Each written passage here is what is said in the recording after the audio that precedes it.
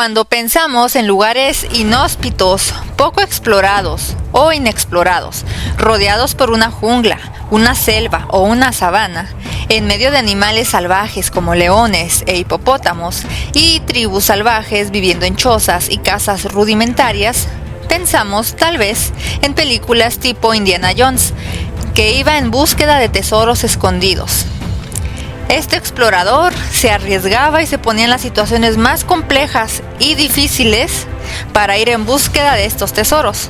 Hoy les quiero hablar de un hombre que exploró lugares recónditos y salvajes en África, a donde pocos o nadie había llegado, pero que a diferencia de un Indiana Jones, su interés no era llegar a tesoros escondidos, sino más bien llevar un tesoro escondido a las personas que vivían en estos lugares. Acompáñenme a conocer la vida de David Livingstone. Corazón pionero. David Livingstone nació en 1813 en Escocia, en Reino Unido. Él tuvo 6 hermanos y él era el segundo de los 7 hijos de Neil Livingstone y su esposa Agnes. Ellos eran de una familia más bien pobre. Sin embargo, por la providencia de Dios, ellos eran cristianos y sus padres tenían esta preocupación de transmitirles el conocimiento de Dios e ir a la iglesia, cosa que todos en familia hacían. Aunque su padre no tenía mucho dinero, ganaba lo suficiente apenas para poder mantenerse a él y a su familia. Y su trabajo consistía en vender té y otras especias de casa en casa como vendedor ambulante, lo cual le permitía hacer lo que a él más le gustaba, que era hablar sobre Dios y transmitir la palabra de Dios hacia cada persona que él iba conociendo durante sus ventas. Entonces esto sorteaba un poco la dificultad y lo cansado de su trabajo. Sin embargo, para poder pagar las cuentas de la casa y poder pagar los alimentos, también fue necesario que sus hijos trabajaran para poder aportar este dinero necesario. Y el trabajo más común en esos tiempos y en esa parte de Escocia era trabajar en estas maquiladoras, que eran fábricas de tejidos, donde él y sus hermanos trabajaban 14 horas diarias, 6 días a la semana. Su empleo era bastante común. David era un parcheador, de los cuales había 3 por cada tejedor.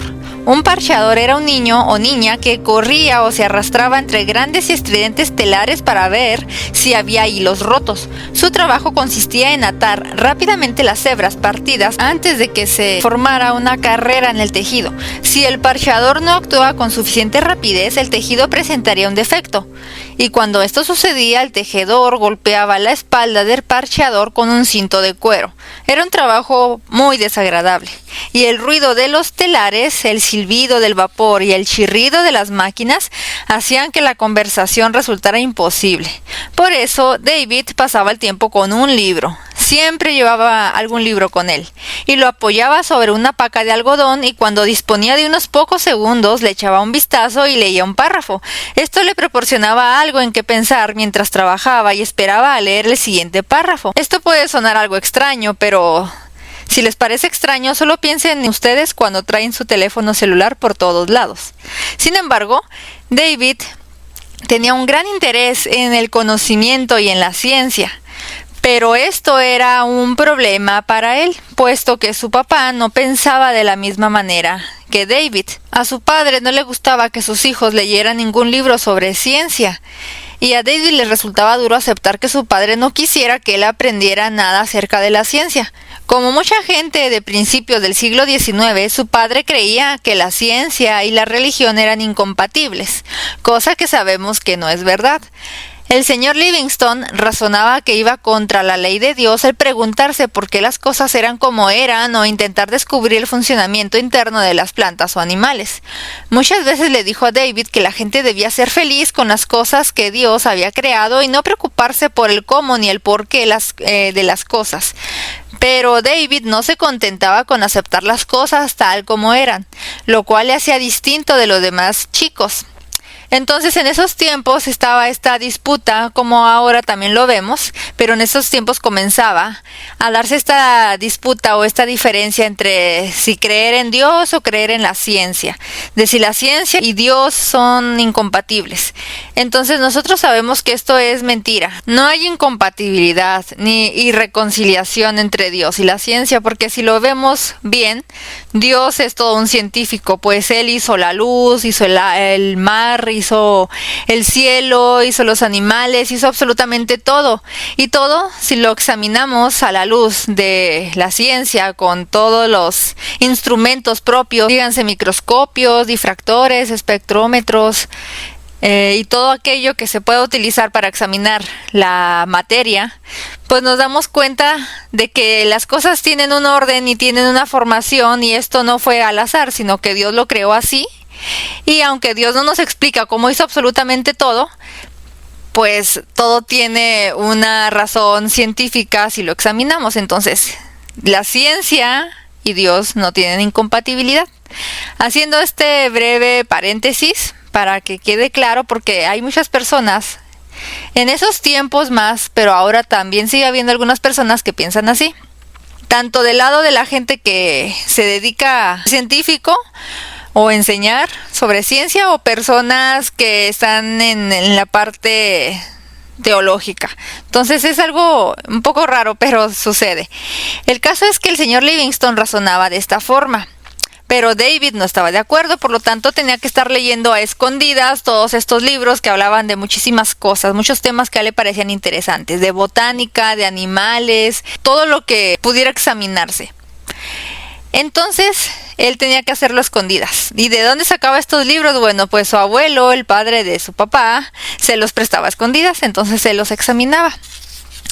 Y bueno, para David esto era algo difícil y pensaba que tal vez nunca iba a cambiar la forma de pensar de su papá, hasta un día en que en la iglesia el reverendo de su iglesia leyó una larga carta titulada A las iglesias británicas y estadounidenses en nombre de China, escrita a la congregación por el doctor Charles Gustloff. El doctor Gustloff comentaba la tremenda necesidad de misioneros en China y recomendaba el estudio de la medicina como la mejor preparación para un misionero.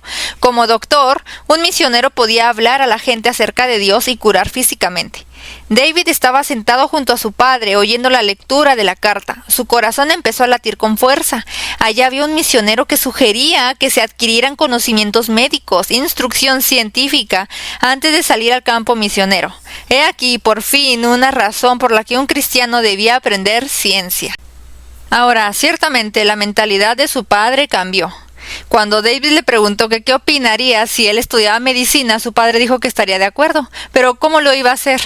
Siendo que el dinero que él ganaba era muy poco y eso era destinado para la educación de sus otros hermanos y para poder pagar en su casa para que se solventaran los gastos.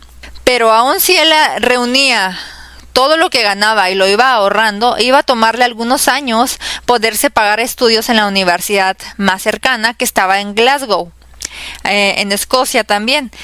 Así que él se sentó y se puso a hacer cálculos de cuánto tiempo le tomaría si él juntaba y ahorraba todo este dinero. En ese momento él tenía 19 años y calculó que para sus 23 años él podía comenzar a estudiar. Esto le desanimó porque pensaba que era mucho tiempo y él tenía ya en su mente la idea de ser misionero en China, porque es ahí donde se necesitaban personas para ir a predicar la palabra. Y aunque sabía que tendría que esperar algunos años, no se desanimó porque su meta estaba bien firme en su mente. Él quería ser misionero, quería estudiar medicina para servir en China mejor, así que eso es lo que iba a hacer. Entonces su pensamiento no era derrotista, ni mediocre, ni se ponía obstáculos, sino que veía una necesidad. Tengo que hacer esto, ¿qué es lo que tengo que hacer para conseguirlo? Esa era su forma de pensar. Me va a tomar estos años, me voy a tener que disciplinar y ahorrar y juntar todo lo que necesito para pagarme una temporada de estudio en medicina y luego tengo que ahorrar más para pagar esta otra. Entonces él fue calculando qué debía de hacer y se sometió a su plan. Por otro lado, sus padres no lo detenían, ni lo obstaculizaban, ni mermaban su idea de hacer esto, pero tenían la esperanza de que con el tiempo esta idea se quitara de su mente, pues esto significaría que su hijo se iba a ir muy lejos de ellos. Ya tenían un hijo que se había casado, que era el mayor, y que se había establecido con su esposa y su familia, y que ya le estaba yendo mejor en cuanto a su trabajo, pero él seguía viviendo cerca de ellos. Y dado que en su familia varios de los hermanos de su padre habían ido a servir en la guerra o como marineros, se habían muerto y él era el único que quedaba, ellos pensaban que no querían que alguno de sus hijos se apartara y se fuera tan lejos de ellos. Sin embargo, no lo desanimaban, pero sí tenían la esperanza de que con el tiempo pensara mejor las cosas y dejara esta idea y que se casara. Pero David sabía que no debía de tener novia por ese tiempo porque a lo mejor sí podía sentir la tentación de casarse y de ya no hacer lo que estaba pensando. Así que se sometió a su propio plan, ahorró todo el dinero que pudo y en 3 años comenzó sus estudios para ser médico. Si analizamos lo que se nos describe aquí en este libro acerca de David Livingstone, vemos que toda su personalidad, su vida y las cosas que se aportaban dentro de su entorno de vida fueron dirigiéndolo a él hacia donde Dios lo quería. Por lo tanto, sabemos que era el plan de Dios desde un principio que David fuera misionero. Y para esto estaba Dios preparando, o había Dios preparado todo para que él se encaminara hacia este camino o lugar que él ya le tenía preparado. Entonces él tenía un carácter aferrado, era terco. Él se dio cuenta de que no tenía esta forma de ser como los demás de seguidores, sino de líder. Él se planteaba soluciones, él no se quedaba con los brazos cruzados, no pensaban que algo es muy difícil de hacer, entonces no hay que hacerlo. No, es muy difícil de hacer, pero hay que buscar la manera de hacerlo o de solucionarlo. Entonces esa era su forma de pensar. Era una persona que, sin importar lo difícil de la situación, los obstáculos, lo duro de sus condiciones, él sabía que quería llegar más allá e hacer más cosas.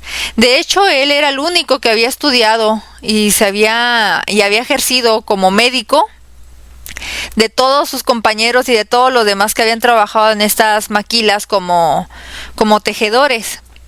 Después sus hermanos siguieron su ejemplo. Sus hermanas se prepararon para ser maestras y poco a poco su familia fue prosperando un poco más y ya no estaban en esta condición de pobreza en la que en algún momento estuvieron. Al finalizar sus estudios en la Universidad Anderson, David recogió sus escasas pertenencias y tomó una diligencia con destino a Londres para entrevistarse con la junta directiva de la Sociedad Misionera. Después de un largo y agitado viaje, el coche se detuvo finalmente en la capital londinense. Cuando él mandó su solicitud para ser misionero, tuvo que responder a una pregunta: ¿qué significaba ser un misionero?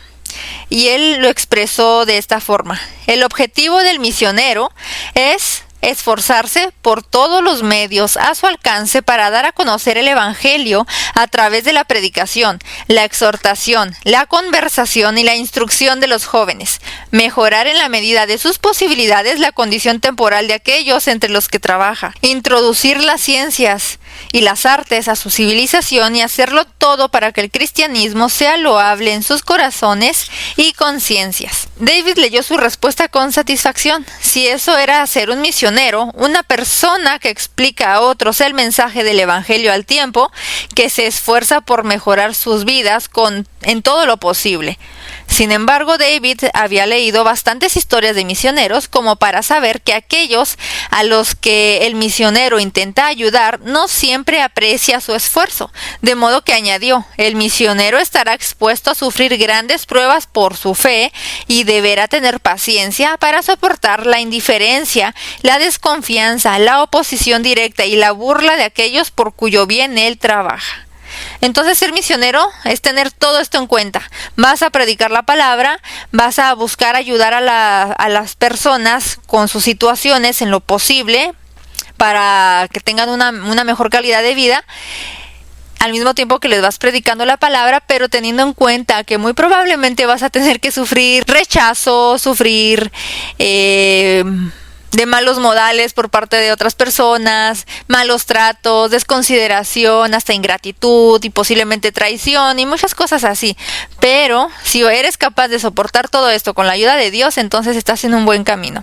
Cuando finalmente él terminó sus estudios como médico y se fue hacia la sociedad misionera para ser preparado para ser un misionero, para irse a China, ahí conoció a una persona más que sería uno de sus compañeros durante su preparación como misionero. Y así fueron continuando las cosas para que él pudiera prepararse. Sin embargo, con el paso del tiempo hubo un problema. El problema era que los británicos estaban en guerra con China a causa de ciertas restricciones comerciales, que en 1839 comenzaba lo que llamamos la guerra del opio. El opio era una droga muy adictiva y había sido producido a partir de una variedad especial de amapolas cultivadas en la India. Y en 1839 Gran Bretaña había vendido 40,000 estuches de opio en China. El emperador de la China se enfadó por el hecho de que una potencia extranjera osara vender algo tan destructivo como el opio a su pueblo y ordenó a los británicos que interrumpieran ese tráfico de inmediato. Pero como era un gran negocio vender opio en China, los británicos rehusaron obedecer al emperador. En consecuencia, estalló la guerra contra China, lo que llamamos la guerra del opio. Todavía se libraba esta guerra cuando David Livingstone hacía sus últimos preparativos para partir rumbo a China. Lo único que le quedaba por hacer era regresar a Glasgow y someterse a un examen general para obtener el título de doctor. No obstante, como se estaba librando una guerra, la Sociedad Misionera de Londres decidió no enviar más misioneros a China hasta que se instalaran la paz y la tranquilidad. El problema es que nadie podía predecir cuándo se produciría. De modo que la Sociedad Misionera de Londres sugirió que David fuera misionero a las Indias Occidentales una vez que lograra ser doctor calificado. Pero las Indias Occidentales no eran el lugar donde David quería ir. ¿Recuerdan que es terco? Entonces todas las bases misioneras estaban bien establecidas ahí y se le pediría trabajar al lado de un nutrido grupo de misioneros y practicar la medicina en un hospital. Pero David sabía que eso no es lo que él quería. Él no buscaba comodidad o ir a un lugar donde ya las cosas estaban funcionando. David resolvió ser un misionero pionero. Deseaba caminar por donde ningún misionero hubiera transitado, tratar a gentes que nunca hubieran visto un médico europeo y predicar a los que nunca habían oído el mensaje del Evangelio. Las Indias Occidentales podían ser un buen lugar para otros, pero no era lo que David Livingstone tenía en mente. Él sabía que era un líder, no un seguidor, y así se lo comunicó a la directiva de la Sociedad Misionera de Londres. Pero cuando ésta le preguntó que a dónde le gustaría ir, él no supo qué responder. Sin embargo, la respuesta vendría más adelante. En una ocasión, David Livingstone se sentó a la mesa del comedor de la casa de huéspedes de la calle Aldersgate, en donde se alojaba, y enfrente de él estaba el reverendo Robert Moffat, el misionero que había conferenciado en el Exeter Hall ante el príncipe Alberto. El reverendo Moffat era misionero en Sudáfrica y se hallaba de visita con su familia tras 20 años de ausencia. Durante su estancia en Londres se alojaba en aquella pensión para entrevistarse con la directiva de la sociedad misionera. Entonces, bueno, él estuvo hablando con él acerca de lo que veía y cómo conocía África. Y le contó que el centro es un enorme desierto deshabitado. No obstante, parece que hay mucha gente viviendo en el interior. Entonces, cuando David le preguntó más acerca de todo esto, el misionero dejó de comer y comenzó a hablar con fuerte acento escocés, que no se había diluido a pesar de vivir tantos años en África. Dice: no solo pienso que hay mucha gente viviendo adentro, muchacho, le dice. Lo sé que la creencia común es que en el centro de África es un desierto, pero eso es porque ningún blanco se ha aventurado a adentrarse en su interior.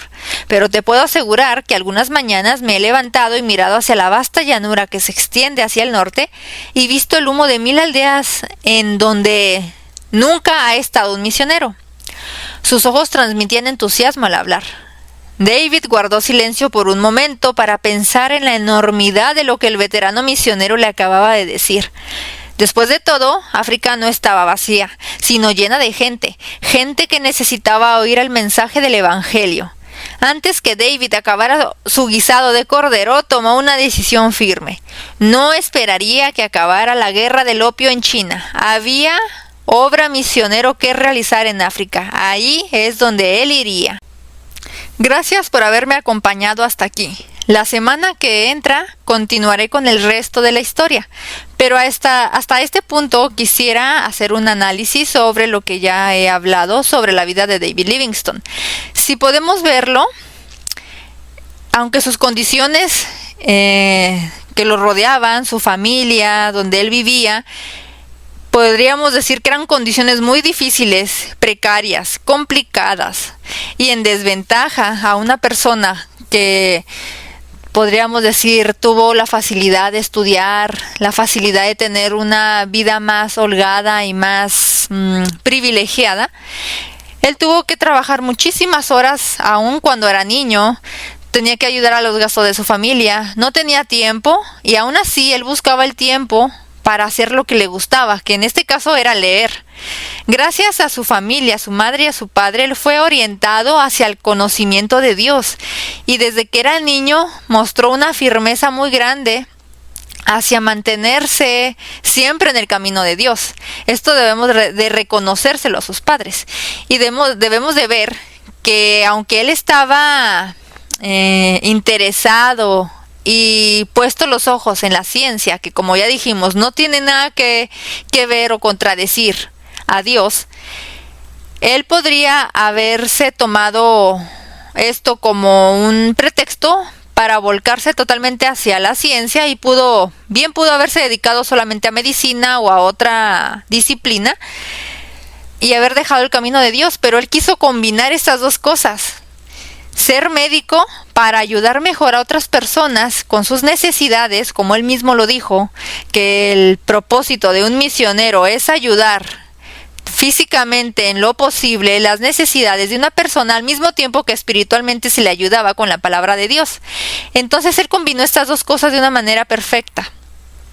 Y aunque su situación económica no era la mejor, él se esforzó sobremanera e hizo lo que muchos otros no se atrevían a hacer, a disciplinarse, a mentalizarse qué es lo que debía de hacer. Él tenía en su mente el plan trazado para llegar a donde él ya quería. Él quería ser misionero, no tenía dinero, así que tuvo que ahorrar dinero, tuvo que pasar tiempo, tuvo que esperar tiempo para tener esta cantidad suficiente para estudiar medicina. Así lo hizo. Una vez que lo hizo, se dedicó a ser preparado para ser misionero. Tuvo que esperar tiempo, tuvo que esforzarse, se cansaba, tuvo condiciones precarias, fue difícil, todo, claro que sí, pero él tenía en su mente lo que él ya quería hacer, que era ser misionero. Entonces muchas veces nosotros nos ponemos muchos obstáculos y pensamos que es imposible que hagamos tal o cual cosa porque requiere mucho esfuerzo. Que es que me tengo que desvelar, es que ya no tengo tiempo, es que no se puede, es que hay tanto que hacer, es que no tengo las capacidades, es que si mi situación fuera diferente, es que no nací con este privilegio, es que la vida real es así. Nos ponemos tantos pretextos y obstáculos, pero si de verdad queremos hacer algo, nada nos va a detener para hacerlo. Él tenía que estudiar después de sus 14 horas de trabajar. Tenía que ahorrar el dinero, el poco dinero que podía ahorrar, y poco a poco fue haciendo lo que él tenía que hacer para llegar hacia su objetivo. Entonces, historias como estas, que son reales y donde vemos cómo la mano de Dios obró sobre esta persona, debemos de tomarlo como una inspiración para nosotros y esforzarnos por llegar hacia lugares donde nadie más ha llegado antes y llegar más allá de donde nos creíamos capaces. Muchas gracias, nos vemos la próxima semana.